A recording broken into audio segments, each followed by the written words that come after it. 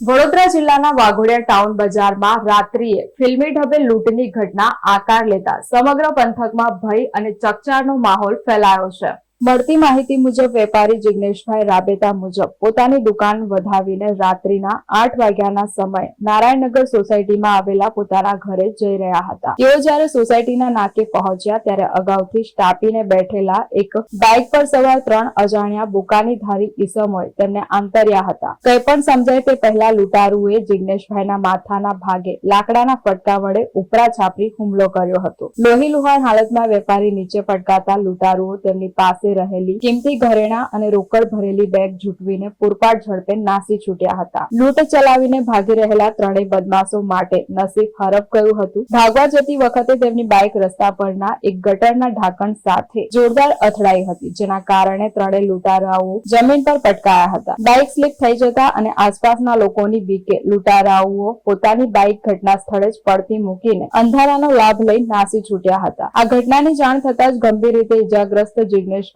તાત્કાલિક સારવાર અર્થે હોસ્પિટલ ખસેડવામાં આવ્યા હતા। લૂંટની ગંભીરતાને જોતા વાઘોડિયા પોલીસ, એલસીબી અને એસઓજીની ટીમો સહિત ઉચ્ચ પોલીસ અધિકારીઓનો કાફલો ઘટના સ્થળે દોડી આવ્યો હતો। પોલીસે લૂંટારાઓની બાઇક કબજે કરી છે અને બાઇકના નંબર તેમજ સીસીટીવી ફૂટેજના આધારે આરોપીઓનું પંગેરું મેળવવા ચક્રો ગતિમાન કર્યા છે।